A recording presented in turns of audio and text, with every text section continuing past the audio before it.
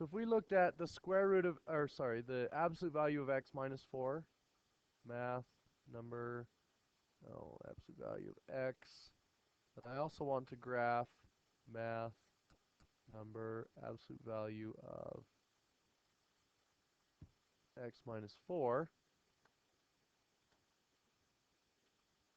So there's the first graph and there's the second graph, but the question I have is, shouldn't an absolute value graph be entirely above the x-axis?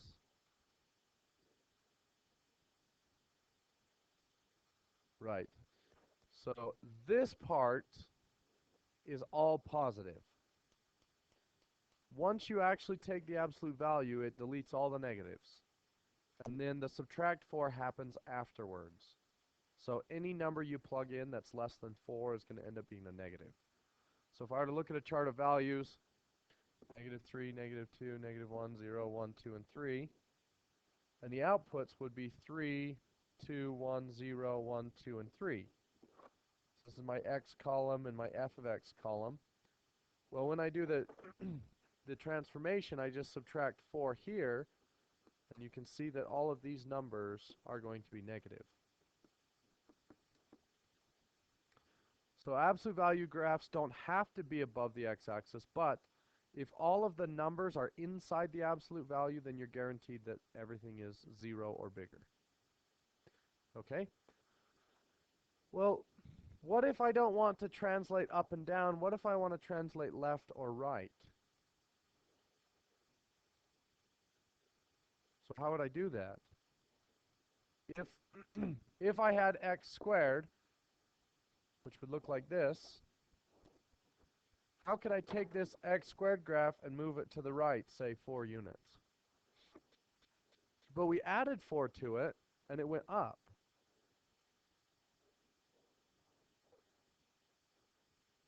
So let me let me make that chart again. So -2, -1, 0, 1, 2. So 4, 1, 0, 1, and 4. If I had 4x squared, that means I would multiply those numbers by 4. What effect would that have on the graph?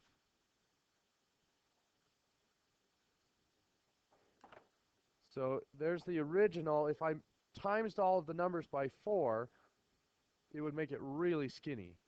So that's not going to work. How would I move it over?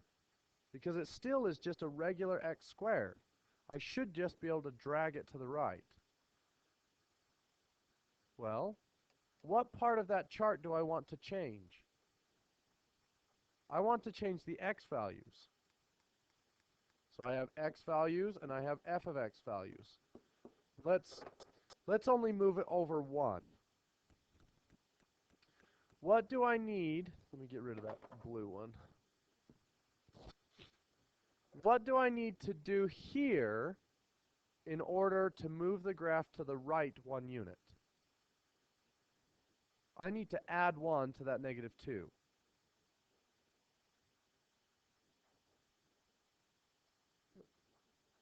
We'll get there. So I want this -2 to turn into a -1. And I want the -1 to be a 0, 1, 2, and 3. Okay? Does everybody see that?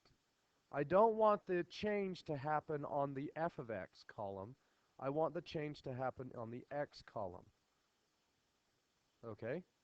So, how do I do that? How do I change the numbers before the function? Well, it's a little bit tricky.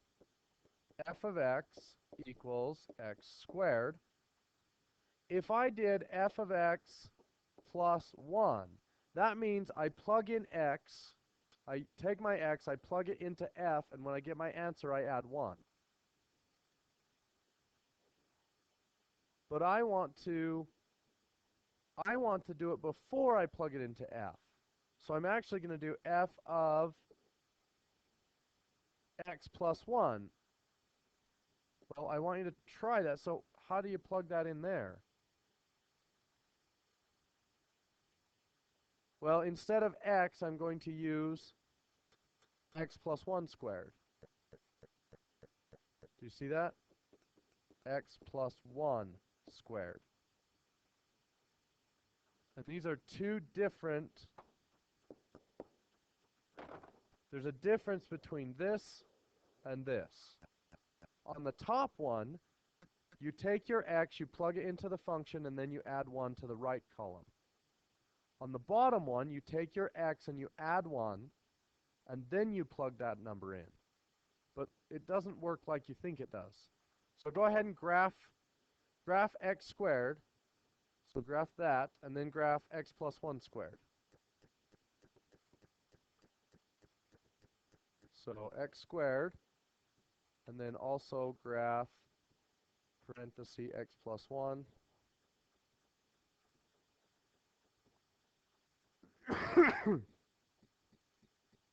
So there's the first graph, and the second graph. Is that what we wanted? No. How come?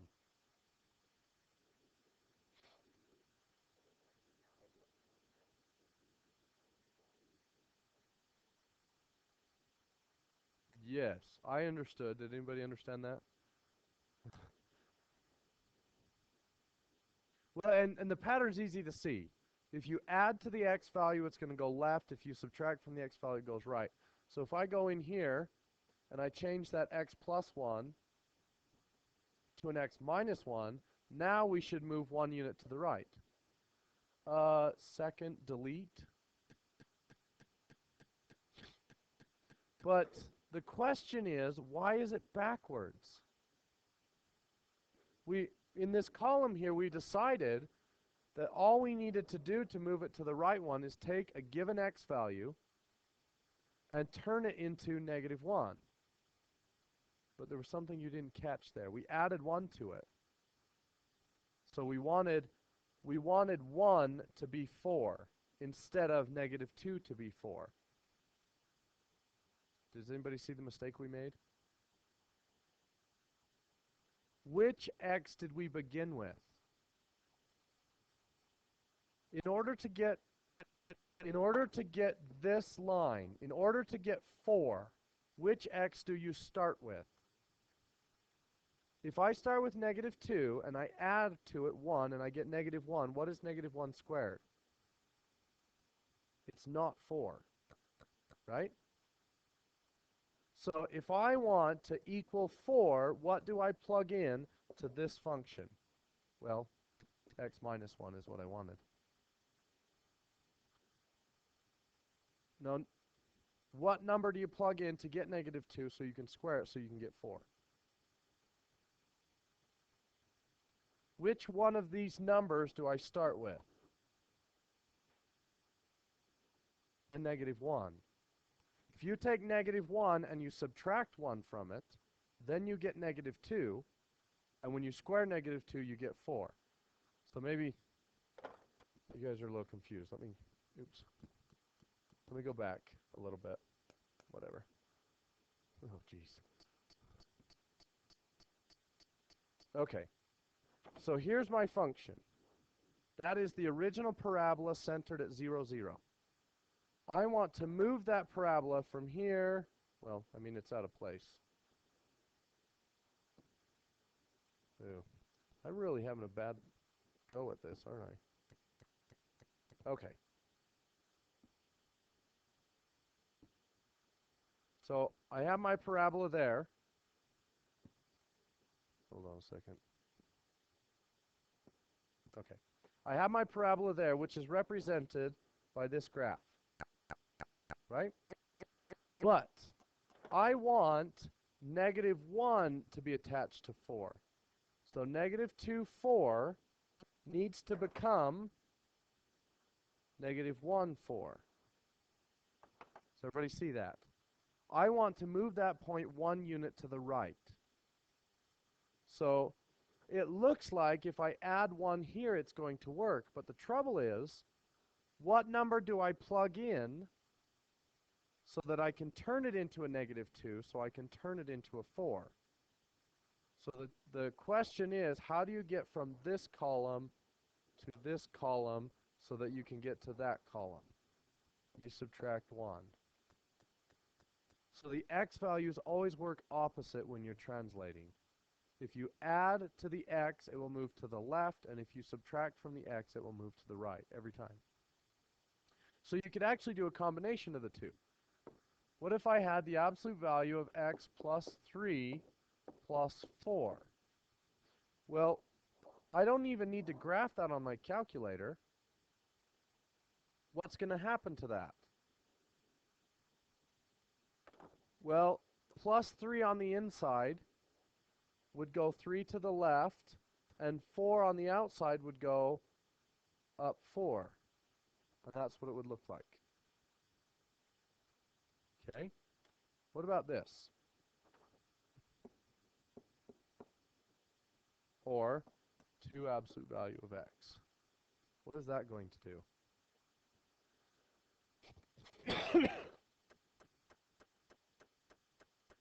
Any idea? So this says, take all of your x squared values and double them. Is that going to change my x's or my y's?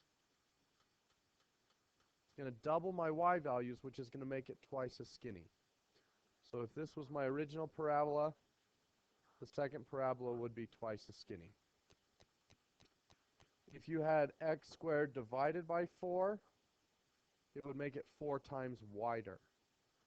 Now, this is a little bit confusing because 4x squared and 4x squared are two different things, and we usually just stick with this. Technically, they're both 4 times thinner, but the rules get kind of confusing depending on what type of function you're using. So we usually just multiply on the outside because the multiply on the inside stuff's a little bit confusing. Okay?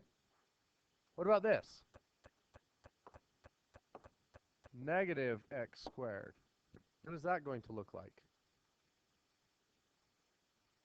Well, this says take all the y values in that column and make them negative.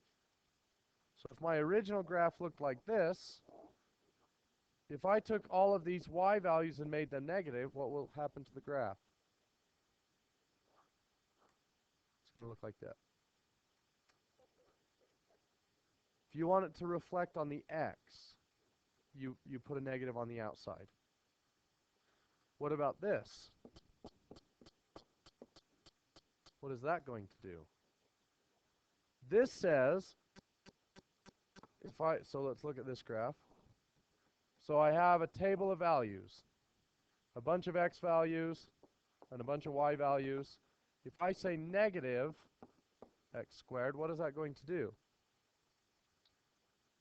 All of my positive x values, so all of the x values over here, are going to become negative x values, and all of my x values on the other side. So this is a reflect across the y-axis.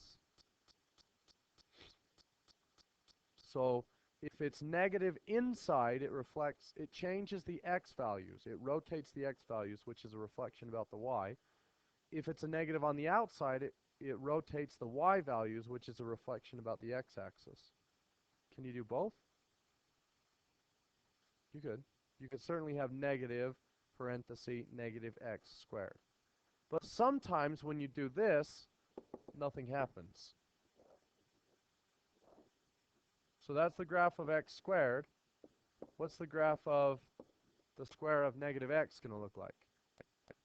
It's the exact same graph because the negative x's and the positive x's have the same y values. Okay? One last thing. What if I had negative 2 square root of x minus 4 plus 1? So here is my parent function. There are 4 things happening to this absolute value graph. What are they? What do we know about this graph? Good. We know it's going to go up 1 unit. It's also going to go to the right 4 units. It's going to be, I don't know what that was. 2 times skinny. And the last thing is, right, every y value becomes twice as high. So it has the effect of making the graph skinny, or twice as low. If it was like -4, then it would be -8. No, the 2 makes it skinny. What does the negative do? Reflect about,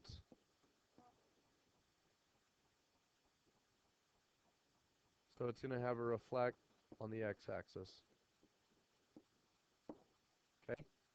Well, the question is, what order do we do those in? We just wrote them down, so let's try it. Well, let's see. So, up 1, right 4. If I reflect, twice as skinny, so make it look like this. And then if I reflect across the x, it would look like that. All right, let's change the order and see if it does anything. So let's go back here. Pick a different order. Reflect first. Okay. So if we reflect first, right 4, up 1. Oops, wrong graph. Up 1 and twice as skinny. Is that the same graph? No. So sometimes it matters what order you do it in. Now, there are some functions where it doesn't matter what order you do, it'll always end up in the same place. But anytime you throw in reflections, the order matters. How do we know what order to do it in?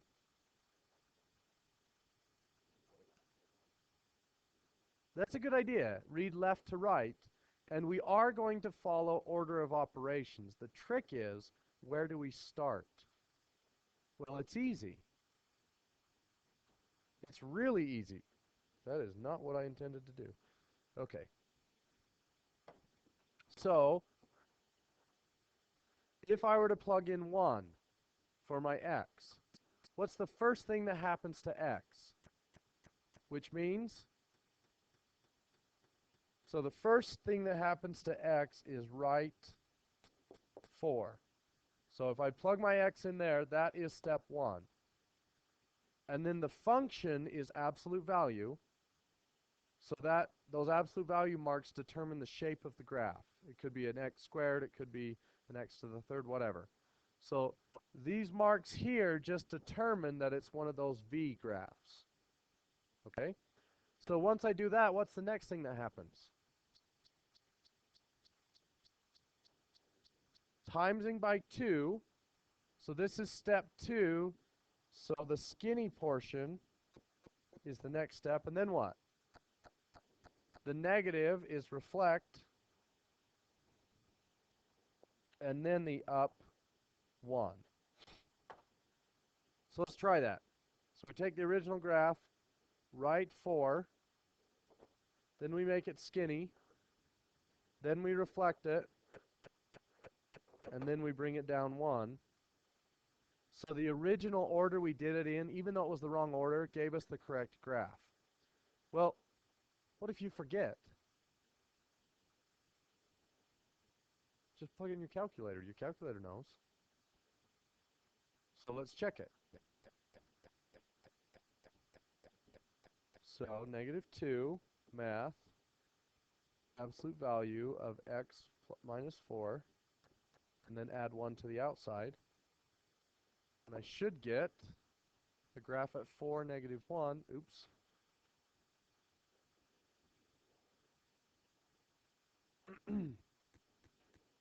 Oh, so it should be, sorry. So that red graph was actually the right one. I went the wrong way. So this red graph here is the correct graph. Sorry. Okay, so you have a bunch of graphs to graph, and then the last 6 questions, it gives you the square root of, or the absolute value of x. And it says, create an equation that does the following. Move it to the right, move it up, move it down. So you need to write what the function is and graph it in your calculator to make sure that it acts the correct way. Okay? It's a pretty easy assignment. As long as the vertex is in the right place, I'm happy.